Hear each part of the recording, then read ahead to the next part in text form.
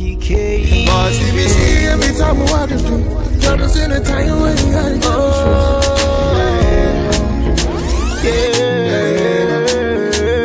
She wants wider. See my gypsy girl, she's something to myself.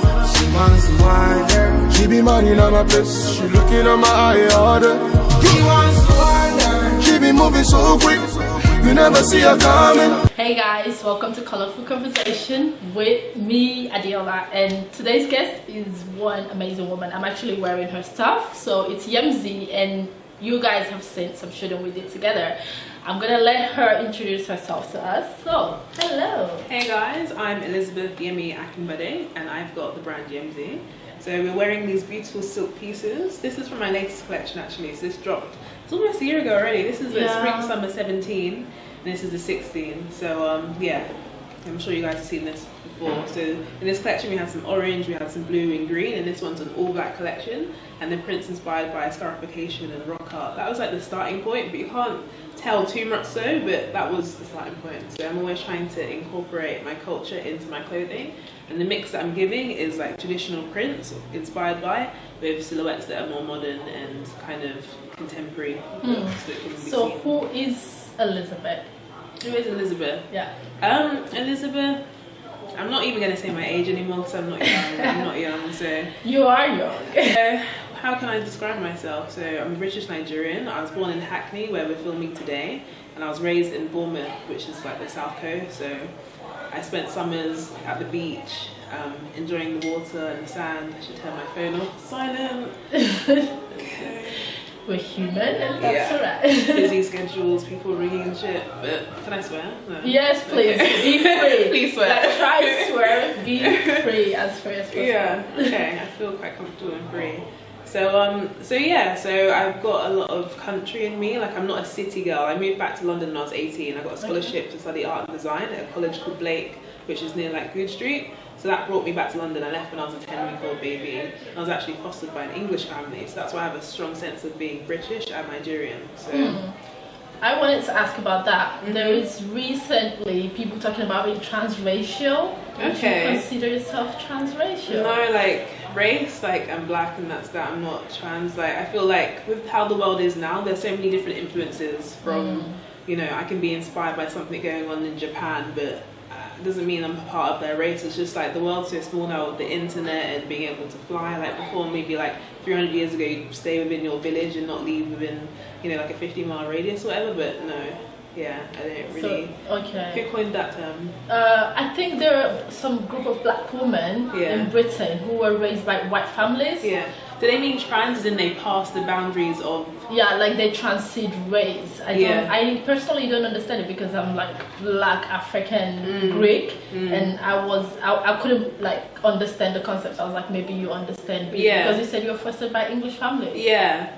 So I can see where, because some people are like, oh, you're different to other black girls, like, because I've had that influence of being raised by an English family. So maybe the food I eat, like I love my Nigerian food, but I can eat like white people food all day. Like I can have Sunday roast. Is it white people? That's what people, they're like, oh, this is white food, this is not real food or whatever. So that's, yeah, so that's some people's perspective, and maybe more traditional Nigerians would like, oh no, you need to be eating proper food, so not eating like the chips, not eating, I don't know, what are these foods that they call white? Pies and stuff, and you know, so they'll see that as being a white thing to eat that way. Do you ever feel excluded from the Nigerian community at any point? Excluded, no, but I noticed that I was different when I went to Nigeria. And no, I'm not going to tell you about that story actually. No, please do. Please do. Yeah. I think a lot of people would like to understand, because I also have felt different ways and perspectives from being Nigerian and Greek, so I would like you to share that story. Okay. It's just like a small stupid story. So I went to Nigeria with one girl I met at Afro Hair and Beauty Show. So because I've been disconnected from my Nigerian family, I was like, you know what, let me just go with, when I meet someone who's Nigerian and they're heading back, like I'll just jump on their trip and we'll go together. Okay. So we was going to one house party in Lekki, and there's this guy there, and he's like, was I getting 10 at this point? No, I think I was sober. I don't know, he just had me like, oh, you're different, like, you notice that you're a bit weird. Like, I am slightly different, and he was just giving me jokes, but maybe just people's mannerisms and stuff, I just wasn't the same way inclined as the other people. and the way I dressed, I had like my silk stuff on, my Yemzi stuff, and everyone looked a bit different. But we were all black, you know. There was even a mixed race girl there that was Nigerian and American or something. But yeah, so I was in Nigeria and I experienced being different, although I was surrounded by Nigerians and stuff. And that's probably just because I was just raised in a different environment. Like I'm British, although my friend was there and she was British, but I don't know. Yeah, I think so. And different Nigerians have different ideas of what it means to be Nigerian. Exactly. So maybe speaking to people our parents or grandparents' age, you know. So even like with the whole respect thing, like everyone knows how Africans, especially Nigerians, you have to honor your elders. And something like that in UK, in my white family, it's like you have respect obviously, but you know, there's definitely friends I've had that will swear directly at their parents, and you know, but you would never do that with your You'd be like, what? It just doesn't happen. So True. yeah, and that's a cultural thing. Would you? So your brand, like the one I'm wearing right now, like. The prints are from the Yoruba tribal mask, right? Yeah. How did you find out about that? Because like you weren't raised by Yoruba parents. This is So like when I moved back to London when I was 18 on my scholarship, I did art and design, and then I went. This is actually the first time I started exploring being black and being Nigerian and stuff, because I went to a white school, white friends. And teachers would be like, oh, why don't you look at like Africa or this, and I'm like, why? Like, what? What does Africa look like? Yeah, like, why do I care? Like, I've never been there. Like what? Because I'm black, I wanna. So I just kind of ignored it. I wasn't interested. And then we had a project on identity, and I started looking into where I'm from, and I come up with the term Britnik. So I first started a blog around that time talking about being British Nigerian Britnik, and I was gonna call Yemzi Britnik, but it was just a bit too out there. I felt like Yemzi is more kind of classic, it could work well with clothing and I could be in that higher price point, but Britnik was a bit awkward, so I just left it. But yeah, at 18 I tried to explore what it meant to be Nigerian and to be black and to, yeah.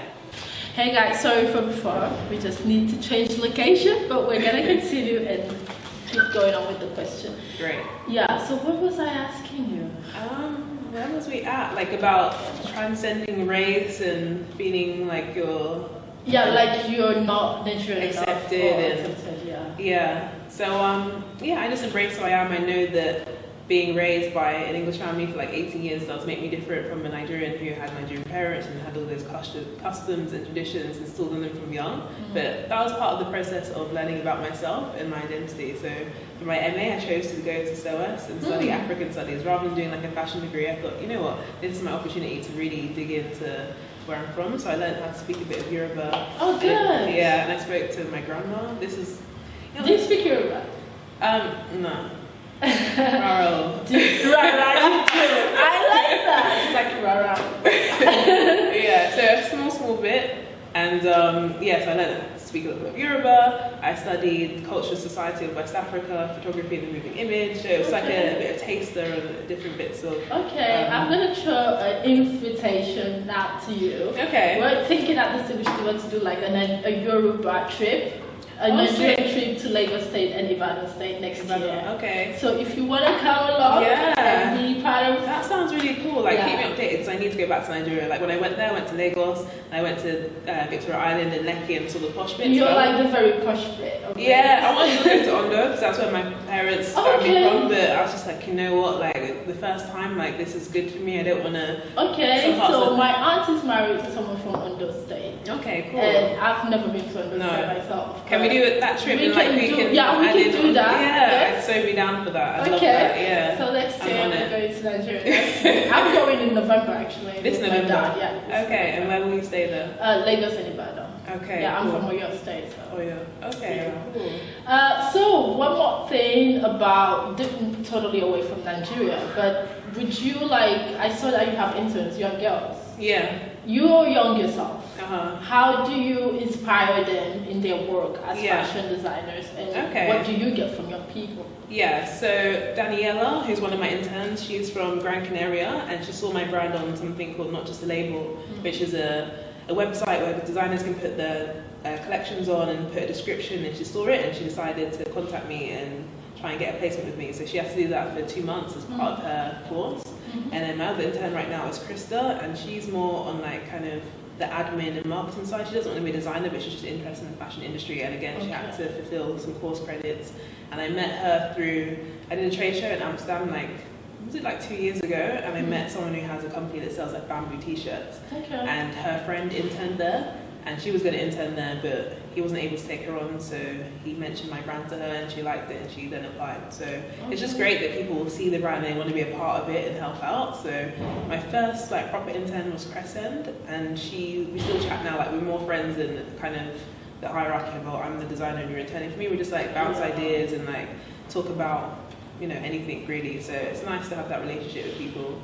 And yeah, it's good to get an extra set of hands, because when you're a start-up, it's just like every pound counts, and if you could have someone come in that's not costing you a lot. But one thing I did realize, and I was like, great, people can come and help me, but it's like you're also teaching them. You have to set time aside to manage people. It's not just like, yeah, there's the work, get on with it. You have to let them know like your standard of how you want things, and I'm really particular, so I'm like, no, that I don't like this little white gap here. You're gonna have to go back and do it again. It's like you know, people can't just come in and do it anyhow. Like it has to fit with the brand, and I know where I'm going with it, and I have to just keep that standard of work. And most people that come are really great, so yeah, it's not too much of an issue.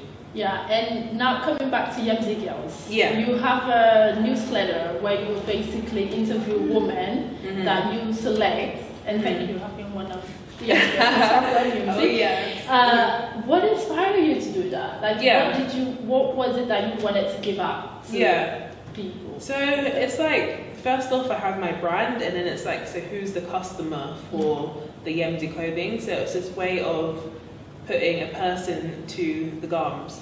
So I was selling a lot through pop-up, so there'd be customers that I meet, I'd be able to take a photo and then they go and I don't see them again. And the funny thing is, a lot of the customers, they don't necessarily look like the Yemzi girls. So that's why I'm introducing my black label again, which is the more affordable stuff, where people can just buy it and they're not like, oh my god, I'm spending like £300 on a silk dress. Like girls, you know, that are young, sometimes they're not ready to put that investment in. So, so yeah, black label is more affordable, but still sustainable. Everything's made in London. It's from natural materials, cotton, tencel, bamboo, etc. But it's at affordable rate. So, so yeah, so back to Yemzi Girls. It's a way of getting to know the sort of girls that I want to connect to, that I want to buy my stuff. So maybe right now there'll be black label girls, and then, you know, 5 years from now, when we're doing our girl boss thing and making money, then they can buy into the silks. Or it's that opportunity to buy a one-off like silk jumper, and they can treasure that. So yeah, so it was just to connect with girls who feel Yemzi and find out more about them. So they're like, they're natural, they're bohemian, they're doing their thing, and yeah, I just wanted to have a base where I could interview these girls and inspire other people, like, okay, that's what she does as a career, and that's what she's into, that's cool, I connect with that, and yeah. So as a diaspora yourself, do you enjoy traveling? Yeah, definitely. Like, already this year, like I was living in Belgium for a bit, I came back in February, I've been to Slovenia, I was living in Antwerp, spent some time in Brussels, went to Amsterdam.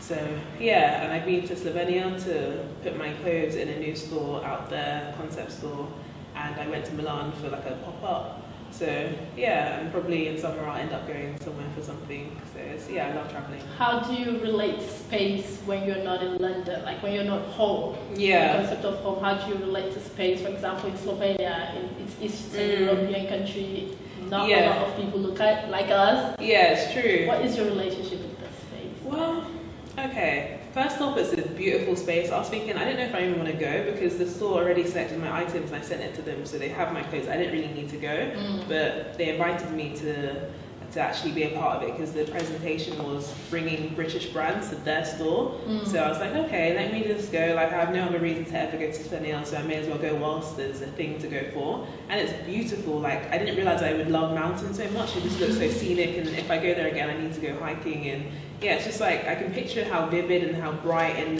the lakes, and it's just a beautiful space. And the food was great and affordable. So yeah, it was nice to be there, and the people were very friendly. So yeah, it was good. Did you see a way, like, so last year I did this thing called traveling to 25 countries. I actually went to 25 European cities to see how people relate to me. Yeah. What was your perception? Like, how do people relate to me there? Yeah. Like all of I didn't notice the cities you've been. Oh, in general, in my travels. I've always felt welcome. I've never felt like I shouldn't be here or uncomfortable. trying to think of an example where I would have felt much different to being in London. I think when I was in Antwerp, no, I don't even have anything to say. Like, London's great because it's so diverse. You see people that look like you, so you just naturally feel. But sometimes, like in Savannah, you can look around and end up counting, like, oh, is there a black person there?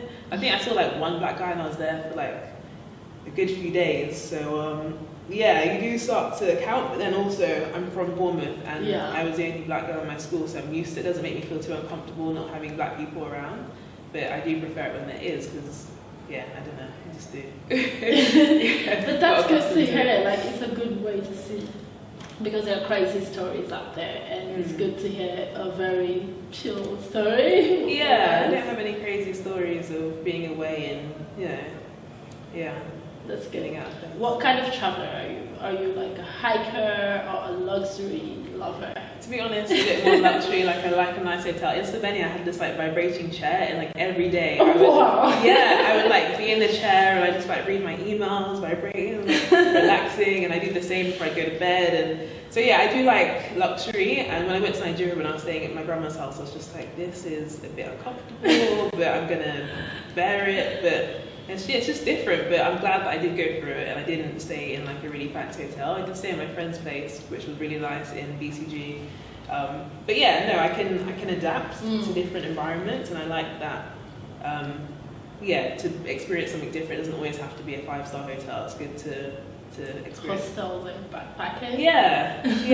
Okay, we're like in this period where Africa is like uprising and stuff like that. Would you like to go back to the continent and contribute in any sort of way? Political? Are you political? Not really, no, if I'm honest. Like before I turned 18, I was like, oh, I want to vote. Like, why can't I vote? Why do you have to be 18? As soon as I hit 18, I was like, man, I don't even care. Obviously, I voted like the other week, but no, I'm not super political. I have my opinions, but I'm not one of people that go out and... You don't want to be like a president of Nigeria tomorrow? Never that. No, not me. I want to stick in my fashion creative lane. But there's some stores in Lagos, like Alara Lagos. I want to be stopped there, so I have my... Yes, Alara Lagos, amazing. Yeah. Have you like connected with them? Not really. Like, I went there, I checked out the store, I took the card, but I haven't approached them properly yet. So that's the definitely. I would love to see your clothes there. I think that it would definitely make sense. Like, my stuff should be there. So maybe by next year we'll have that unlocked. So good.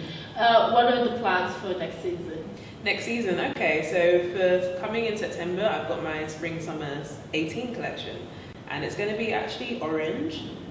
We've got some looks in there for females only, because I introduced a jumper and I'm working on like a do-rag and stuff. So for February, autumn, winter, is that on 19 already? Yeah, autumn, winter 19, we're going to have unisex pieces. So I'm keeping that for the autumn, winter and focusing on silks. I'm working on the print right now, so I don't know exactly. Like, obviously this print was inspired by animal skins, this one by scarification and rock art. I'm working out what I want the print to be inspired by this season. I'm feeling florally, flowers florally. And I'm feeling orange, but I don't know what the print will be. And obviously it's going to be something African inspired. So I was thinking about the dairy blocks and putting a print into that kind of square. Oh, that's good. Yeah, but I can't talk now. But that's often like got that denim kind of indigo colour. Yeah. And I'd like to do that onto denim. But denim is like a different area. Like, I do silk, so I'm just like planning all that. I think Adira also work with silk. Yeah, it could, but I think it would look sick on denim. I haven't seen anyone do that, so we'll see what happens. But I know it's going to be orange, and I've got the silhouettes. Again, kind of bohemian, a touch of street, and the mixing of being British Nigerian. So yeah, I'm figuring that out now, and I need to get that ready because I'm showing at Africa Fashion Week London in August. So I'm going to try and launch and show the collection there. And I potentially might be showing in another country, so I'm waiting for confirmation of that. So yeah, I've got like 6 weeks to really bang out the rest of the collection. So it's just a print I need to do and coming up with the concept for the story of the collection. The first time we met, I told you I was a yoga therapist, and you said you practice yoga. I did a bit of Bikram when I first moved to London at 18. You don't like Bikram? Yeah. But that's my personal view. Yeah. What prompted you to yoga though? Because I think at the time I was just looking for I don't know, because like when I was at school I was like the one who would run, I was the only black girl, but I was running the fastest. I was doing high jump, triple jump, like I was beating records in my school and in my town, so I was always very active. And at around 15, a guy from my school was like, oh, you should join the rugby club. They're starting a new rugby club at where I do rugby. And I was like, okay, like, let me check it out.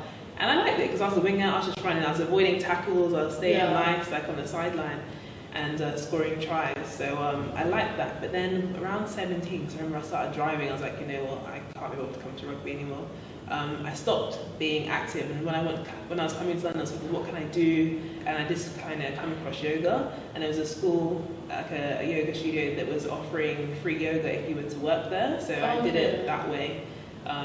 Did Bikram for a bit, but yeah, that's how I got into it, I guess, just looking for a way to stay flexible, and I like the heat aspect as well, so I like just like kind of stretching and sweating, and I realised that I really have to stay hydrated because sometimes I had to just stop because you go so lightheaded, and yeah, that's why I don't like Bikram, because you get so lightheaded. Yeah, and if you drink enough, you don't though. Yeah, but also as a yoga teacher, I feel like my body goes to position that it shouldn't be pushed to because of the heat. Okay. You just you're overextending your muscles. So for me, that's like, I don't want to do that. Yeah. But that's personal from my opinion. Yeah. And one more thing.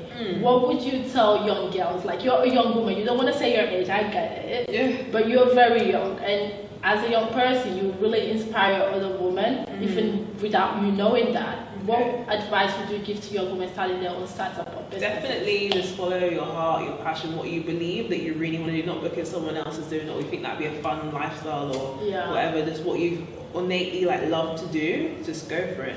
And that's why I'm a fashion designer, because I always love to draw and sketch. And I remember being like 9, I probably still got the illustrations, and just doing like sketches of designs and drawing the Spice Girls, and it's like I always was good at drawing and expressing myself through my hands, and that's why I had to take it through to fashion.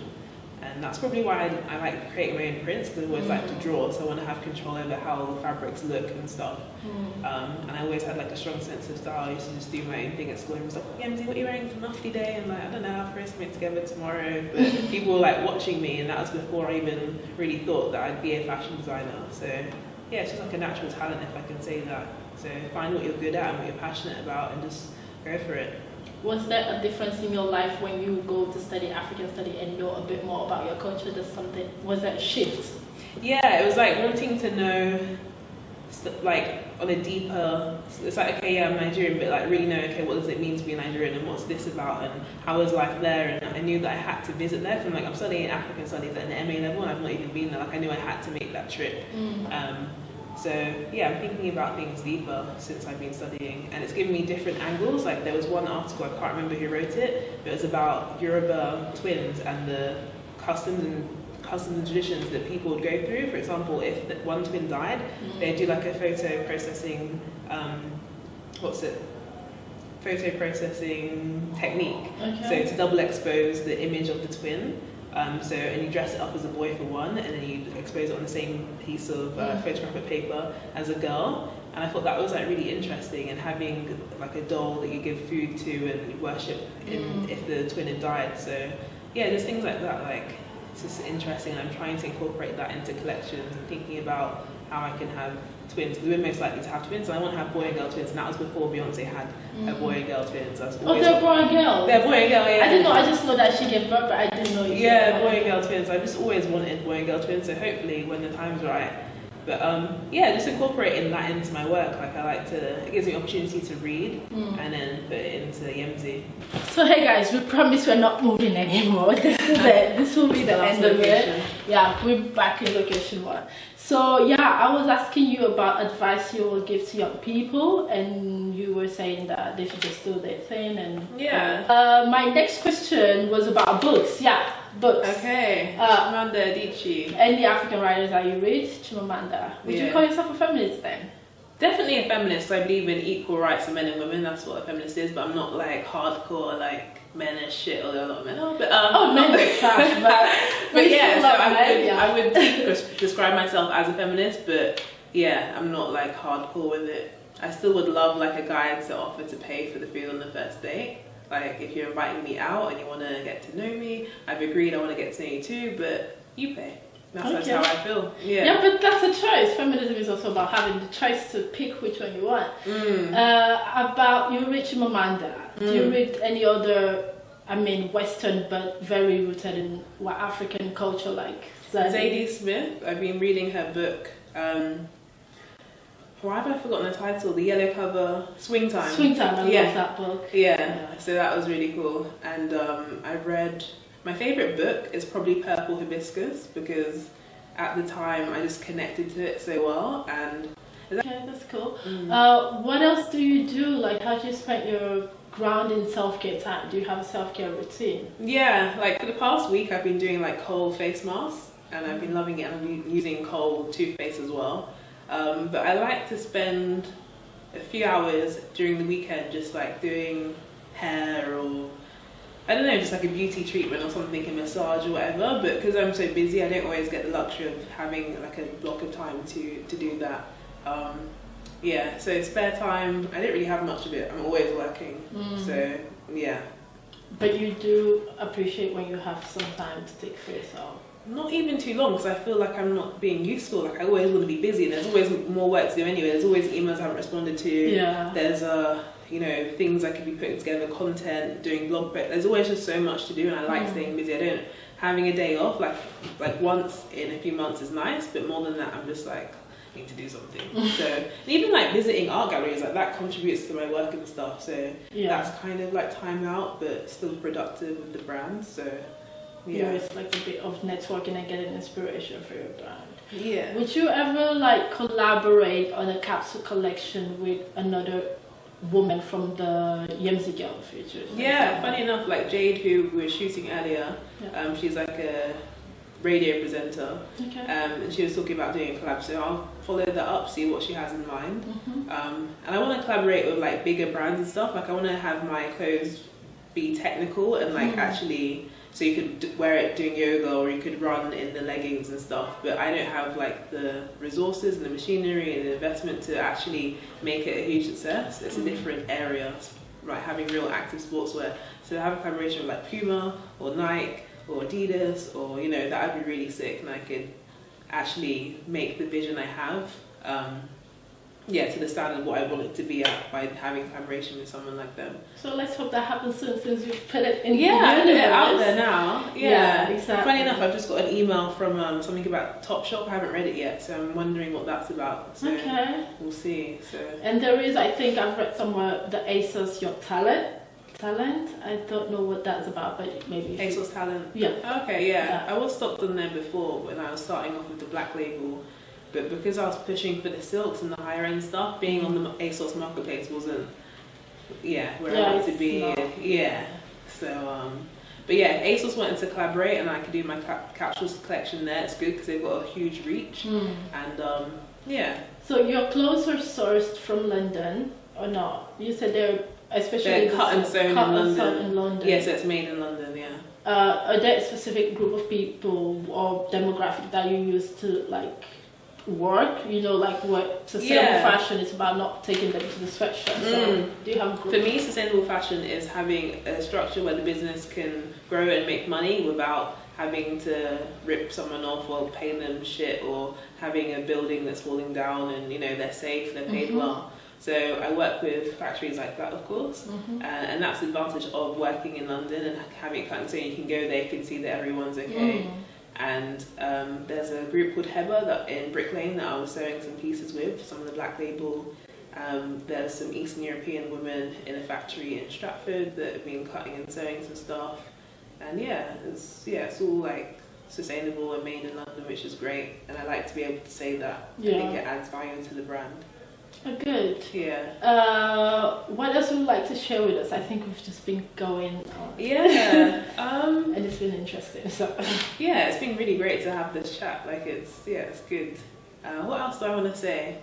I just hope that maybe we could have a chat like this again in like a year, and you know, so much more would have happened, and there'd be more to share, and more exciting news, and more amazing Yemzi girls, and more stockists of the brand, and I don't know, I just hope like things are going really well, and just want to keep that momentum, and And one thing we would like is maybe by next year when we sit and chat, we will be launching a capsule collection with you, because we are looking into like creating the woman called the distinguished diva woman to be able to wear some type of things, and it really fits our brand to have like a Yemzi clothes. Okay, would it be like a head wrap or a garment? Or it will be garment. garments? Like, yeah, because we're thinking of like sourcing the head wrap from Nigeria. Then we will like garments, like maybe jumpsuit like this one. Okay, nice. We something. definitely should discuss that soon. Yeah.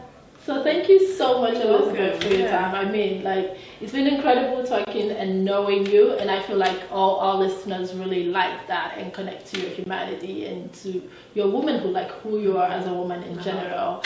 And I feel like as a young woman, you inspire me a lot, and I hope you have inspired other young women out there listening to this interview. So thank you so much. Okay, thank you for having me. I'm Greek, so I do hugs.